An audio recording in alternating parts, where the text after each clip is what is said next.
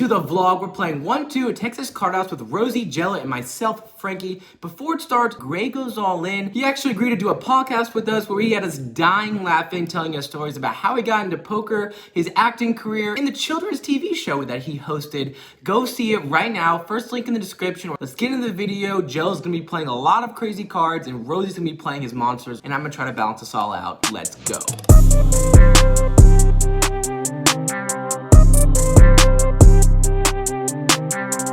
Here we go, back with the boys again, playing some poke. Let's start it off with a bang. Ace 3 of diamonds under the gun. I open to $10 and get 2 callers. Flop comes 3-3-6 with 2 hearts. Alright, let's have a day. When the big blind checks, I can probably bet most of my range on this board, so I don't want to slow play.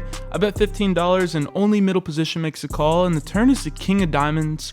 Let's keep piling money into the pot. I bet $40. Middle position calls yet again, and the river brings a jack of clubs. I keep my foot on the pedal and bet $100. Middle position thinks I'm full of it and tosses in a chip for the call. I show, and we scoop in a nice pot to start off the session on a great note.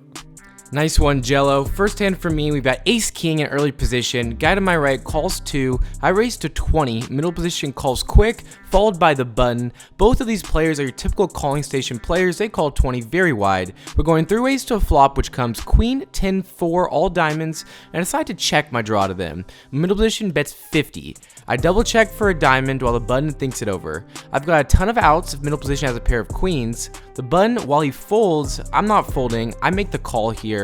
In the turn comes the 7 of spades. I check to middle position, who bets 50 again on the turn, which gives me quite a price to continue. I make the call, hoping to hit the flush or the straight on the river. I'm gonna lead if I do hit it. Nope, river's a 3. I check, and middle position shows queen 10 for top 2 pair. My draws were live, boys. On to the next one. I forgot to mention, we have a Black Friday sale, 25% off all card protectors. There's only a limited supply, so go get them right now. Thank you for all the support. First hand for me, we got ace jack of spades in the big blind. There are 4 limpers. A limp will not do. I bump it up to $25. The goal here is to get 1 caller, and that's exactly what happens. Only the first limper calls. Perfect. We're heads up, going to a flop, which comes king 8-9 rainbow with 1 spade. We've got nothing but a backdoor straight draw, an overcard, backdoor flush draw. Okay, maybe we do have something. I c-bet as a semi-bluff here for $25. He calls very quickly. The turn is the 5 of spades. We pick up that flush draw, and I don't see a reason to slow down here. I think we can put a lot of pressure on a lot of stuff he'll have here. I bump it up to $65. He thinks about it and makes the fold. We most likely got that one down with the worst hand. This hand gets wild. We pick up jack 10 of hearts in the small blind. There's 1 limp and a tighter player in the cutoff opens at $15. I decide just to make the call, and under the gun calls as well. And flop comes king, queen, 5 with 2 hearts. We have the open-ended straight draw and a flush draw. Cutoff continues the story for only $11 though. This board really connects with her range, so I'd much rather just call than begin bluffing, and we go heads up to a juicy turn card of the 8 of hearts. I check, and the cutoff checks this one back. The river comes the 9 of clubs. I think if I bet here, she will likely just call it off with every hand that isn't a flush. However, if I check the river, our opponent will likely value bet most of her holdings, and then we can put in a check raise that will look awfully bluffy because we check both the turn and the river. She takes a bait when I check and bets $25, count down to 10 in my head before check raising to $100. She tanks, and I am begging for a call.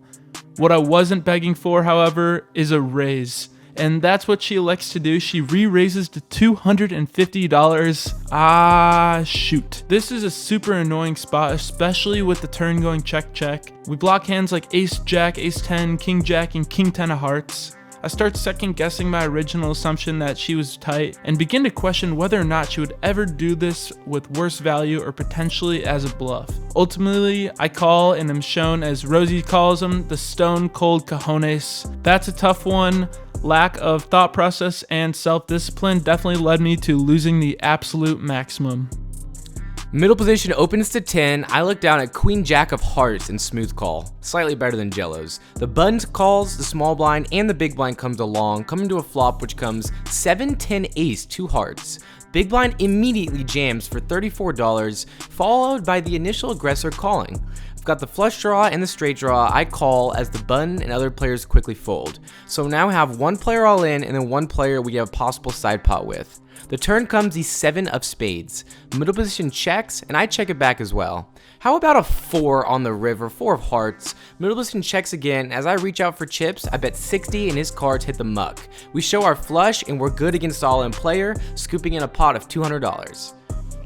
Hit your rivers, kid. Good stuff, Frankie. This hand we pick up the Cowboys in the small blind. Pocket kings. There's an under the gun straddle to 6.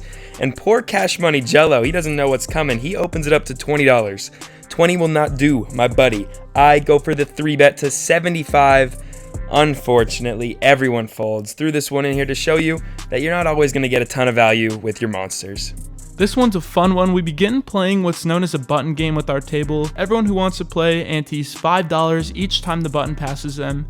And if they win the hand while they are on the button, they collect all the chips that are on top of the button. So currently there are $35 on the button that we have a chance to win. And we've got 7-4 offsuit. I don't really want to bump it up when there's a few limps to me because I know people will call me lighter knowing that it's my chance to win the button pot. I limp and we go 5 ways to a board of 5, 9, 7 rainbow. We've got a pair. Things could be worse. Middle position leads for $15 and it folds to me. I call with intentions of turning my hand into a bluff on later streets. The turn is the 2nd heart and it's a king.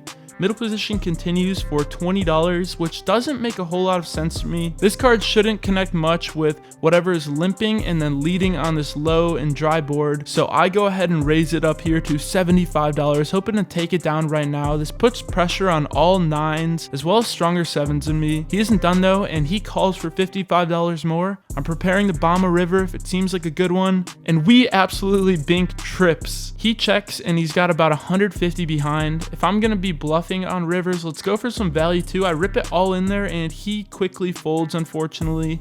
We scoop in this pot plus an additional $35 thanks to the button game. I make it $10 in earlier position, and this is the typical response. +2, cutoff, button, small blind, and big blind call. And we've got pocket kings. We're going 6 ways to a flop, which comes 5, 3, 2, 2 hearts. I honestly hate this situation. I should have raised to 20 like I did with ace king the first hand because I'm so multi-way. I check. +2 puts out a bet of $45. The cutoff makes the call. The 3 others fold, and I just call as a raise will only give value from better or a flush draw, which already has a ton of equity, so just the call's good. The turn comes the 3 of hearts. I check, planning on folding, but +2 only bets $40, followed by just a call from the cutoff. So for that size, I call, and the river comes the 6 of spades. I check, +2 bets 40 again, and cutoff jams for 120 on a board that kept getting worse for us. I fold, but the vlog does get to see what they had. +2 calls off, and the cutoff table's 3-6 suited for a boat, which beats pocket 9s for 2 pair. Seeing their hands, I wish I would have raised the flop, but that is poker. It's tough to win with kings 6 ways. No worries, Frankie. You'll get them next time. We pick up a hand slightly worse, but I'll take it. It's ladies, pocket queens in the small blind. There's 2 limps, one from the button. I bump it up to $20, and only the big blind calls. Interesting, but we're going heads up, out of position to a flop of jack 6-4 with 2 spades. I go a c-bet here to $25, and he just rips it all in, about $100-ish. So he didn't have a lot in front of him. Nothing to do but call here. He's got ace-7 of spades. It's showtime. Turn is the 5 of spades. Show's over. We lose this one. Whip-de-doo. Ladies, you can't live with them, can't live without them. We are going fishing here at TCH and end up picking a pair of ducks up instead under the gun. In most cash games, this should be folded here, but I raise it to $10. My opponents tend to call a lot pre-flop and don't seem to like folding, so I want to open my pairs when I have a low likelihood of being 3-bet. But what the hell do I know? Middle position 3-bets me right away to $30. Rosie flat calls in the hijack and it folds back to me. I would have folded if it was heads up simply because middle position is a short stack, but I'm coming for all of Rosie's chips too, so I make the call. Apologies for the violent shaking when I show the board. I guess I was excited when I drill a set on deuce 3-8 board. Better yet, middle position rips it for $120. I call, and the turn and river bring the 4 and king of clubs. And better yet, middle position rolls over ace king with an ace of clubs. We double her up as she turns and rivers the nuts. Time for some revenge. I love high implied odds hands at tables like this. Playing patient gives you some great double up spots like Jello just showed us. In my last hand of the night, I get ace 9 of spades on the small blind. Under the gun +1 raises to 15, middle position, hijack, cutoff, and the button call before me. I call, big blind calls, and at this point, it'd be criminal if the under the gun limper folded. He calls, so we're going 7 ways to a flop, which comes jack 5-8 2 spades. I check, and I'm shocked, but all 7 players also choose to check. The turn comes the queen of spades. We check the nuts again, planning to check raise, and the under the gun limper, he just rips it for 108 total. Great news for us, we see the button, who's the only really tight player at the table, he makes the call as well. He's got no idea how strong our hand is since we've already checked twice. Because a raise here looks too strong, after messing with some sticky chips, I just make the call here. Big blind gets his chance to fold before the river comes, the 3 of hearts. I cannot have this check behind, I still have the nuts. I lead for 100 to set a seemingly fair price, and the button likes my discount and puts in the call. I show immediately and they both muck, so unfortunately the vlog doesn't get to see what he called down with. Wait a second, ladies and gentlemen, I just got news from the booth. Rosie is about to play a hand. Let's check in, it must be a monster. The flushes are coming for Frank the Bank. Hopefully we can make some magic with this hand. Should be pretty easy. It's pocket aces in middle position. Under the gun limps. A limp will not do. I make it $15. And every single person at this table folds their cards. This happens sometimes. It makes all of us want to cry. I want to cry in the moment. I want to cry watching it back. But stuff happens. We move on to the next one. I've been streaming live on YouTube this session, which is an absolute blast. I'll be doing that more often and love having the opportunity to interact with y'all during the session and also allow y'all to see the hands that wouldn't normally make the vlog. The 2-seat just sat down and he is drunk. Before he finishes unpacking his chips, he opens to $15, his first hand, he gets 1 caller. We pick up ace queen in the small blind. Let's go right at him and establish a rivalry. I 3-bet to $70, it folds back to him, and he doesn't hesitate to shove all in for $200. The other guy folds, and well, I just simply don't believe anyone who is drunk at the poker table. I call it off, ask if he wants to run it twice. He says hell no. All right then, mister. Flop comes king high and we are going to need some help. And we get it with the ace on the turn. The river duds off and we are shown the good old king 6 of hearts. He outflopped us, but we hit him right back with the resuck for the scoop. Hopefully we can get into some more pots with him like this one with king jack in the cutoff. There's 2 limps and I raise to $16. The button min click 3-bets me to $35. The small blind decides that's a fair price and makes a call. Folds to me, and this could be a good candidate to 4-bet bluff.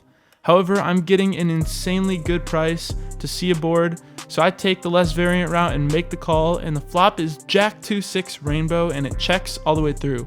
Turn brings to 8 of spades, and the small blind leads out for $50. We have a very strong hand, especially considering there aren't many 2-pair combinations a small blind can have. So I make the call and the button folds. The river brings a 7 of clubs and the small blind doesn't hesitate to rip it all in, $95. Not having any spades is nice, and I've seen this particular opponent jam as a bluff and also overvalue some of her hands. If she could be jamming a hand like queen jack or jack 10, folding king jack would be a disaster. I make the curious call and she mucks. I try hard to mask my smile, but it's hard when you're scooping in chips. What a great way to end the session. It's time to cash out. All right, boys, in for 300, out for 850 on the day. Pretty solid. Hey, don't forget to buy a coin. Happy Thanksgiving, everyone. I was in for 600, out for 795. In for 5, out for 310. Lost 190. Got premiums, didn't get action. It happens. We'll be back.